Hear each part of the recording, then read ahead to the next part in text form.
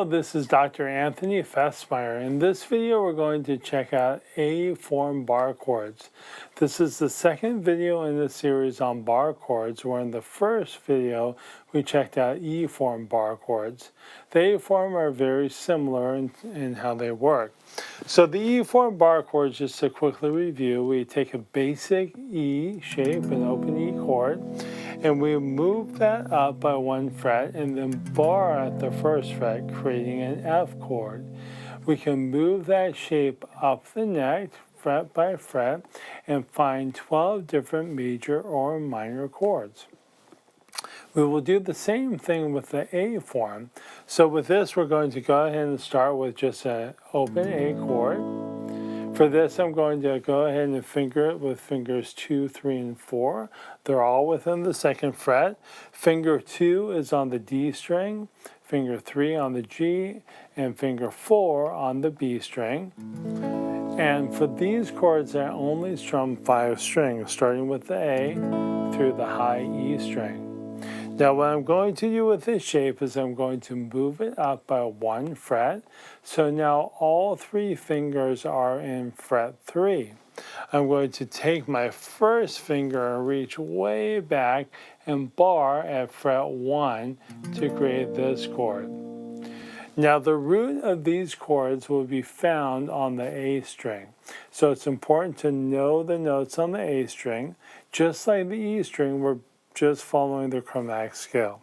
So if my open string is A, my first fret is A sharp or B flat, 2nd fret is B, 3rd fret is C, then we have C sharp or D flat, D, D sharp or E flat, E, etc. So those would be the roots of these chords. So again, here I start with an open A chord. When I move it up and then bar at the first fret, I have a B flat or an A sharp chord. If I move it up again, now I have a B chord with my root here on the A string. Then I have a C chord, and then a C sharp chord, then a D chord. Now you might notice with these chords that my fingers, these 3 fingers, are starting to get pretty squished together. And as I move up the neck and the frets narrow, it's going to become impossible to get all those 3 notes together. So it's not uncommon to do this kind of as a double bar, where I use my first finger and my 3rd finger to bar. So coming back here to the D chord, basically I'm going to take my 3rd finger and I'm going to cover up those same 3 notes that I would have covered up with these 3 fingers. Then of course I'll have my bar over here. Now it's pretty difficult to get all 5 notes to ring out really clearly with these chords, and practically speaking, most songs don't require that. So what I would suggest doing is really focusing in on those middle strings and getting those to sound nice and clear. So I've got those 4 notes there on the middle strings. Now if I continue to move up, my next chord is A sharp or E flat, followed by E, followed by F, followed by F sharp or G flat, then we've got G, we've got A flat or G sharp, and then that brings me back to A, what we call an octave higher, and basically the whole thing starts all over again.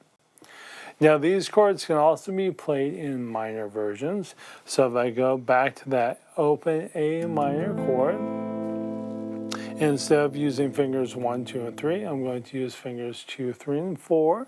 So my 2nd finger is on the 1st fret of the B string, my 3rd finger is on the 2nd fret of the D string, and my pinky is on the 2nd fret of the G string.